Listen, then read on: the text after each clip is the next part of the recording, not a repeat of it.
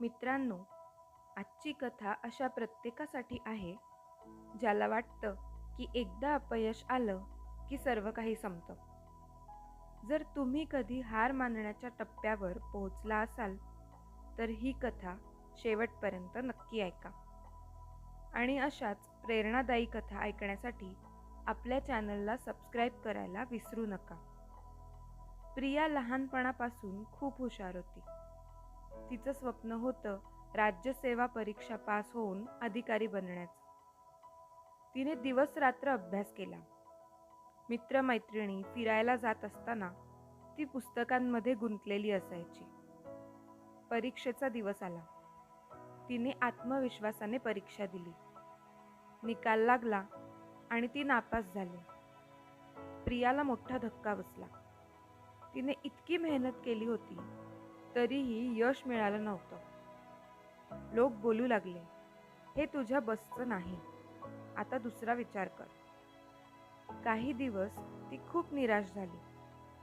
तिने पुस्तकांनाही हात लावला नाही.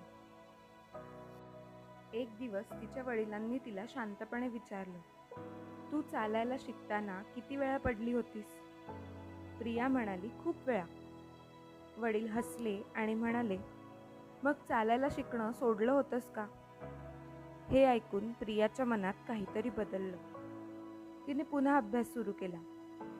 यावेळी अधिक शिस्त, अधिक मेहनत आणि अधिक आत्मविश्वास. पुन्हा परीक्षा आली. पुन्हा निकाल लागला. यावेळी तिचं नाव यादीत होतं. ती अधिकारी झाली होती. ज्यांनी तिची थट्टा केली होती तेच लोक आता तिचं कौतुक करत होते.